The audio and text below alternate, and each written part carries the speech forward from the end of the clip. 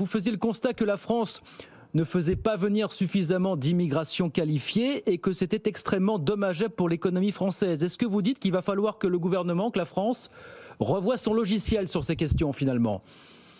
Écoutez, je pense que les annonces de Monsieur Darmanin vont dans le bon sens, hein. Il y a un besoin, je pense, de rigueur et que l'État reprenne un peu son pouvoir de régulation des marchés du travail.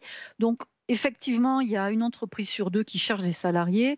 Dans certains secteurs, c'est dramatique, hein. Je pense au bâtiment, à la restauration, mais pas uniquement. On a Oui. vu aussi les tensions sur le marché, sur la santé notamment.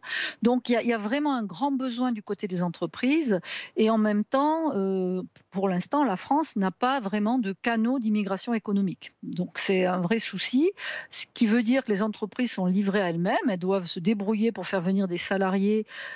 S'ils ne sont pas européens, donc il faut obtenir des papiers. C'est très compliqué, ça dépend des préfectures, donc c'est un peu aléatoire.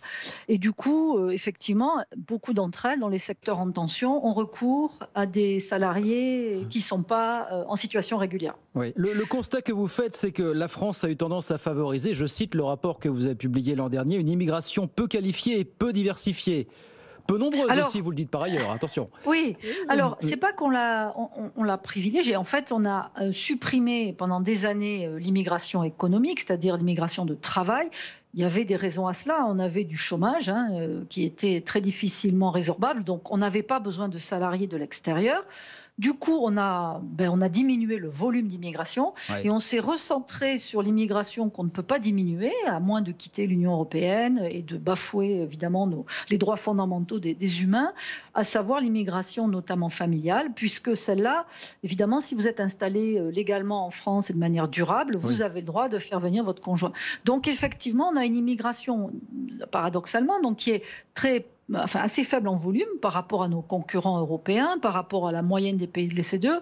On a 0,3% en flux d'immigration par rapport à notre population par an. En comparaison, les pays de l'OCDE, c'est 0,8. Donc vous voyez, on est moins que la moitié. Mais Donc, je cite un des chiffres que vous donniez dans ce rapport. Vous disiez en 2019, dernier chiffre connu, l'immigration de travail ne représentait que 10 à 13% finalement des permis de séjour délivrés. Est-ce que ça veut dire oui. qu'il faut rééquilibrer peut-être au détriment des permis de séjour délivrés pour raison familiale ce pourcentage? Est-ce que c'est ça qu'il faut faire pour vous fondamentalement?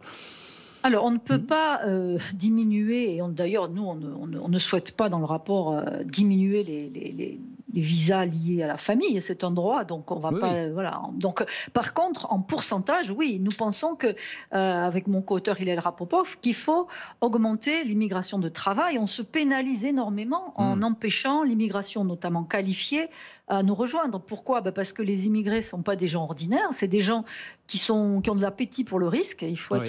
il faut aimer le risque pour immigrer, qui sont très ambitieux pour eux-mêmes. Et ça, c'est des qualités indispensables pour être un innovateur et un créateur d'entreprise. Et ça, Donc,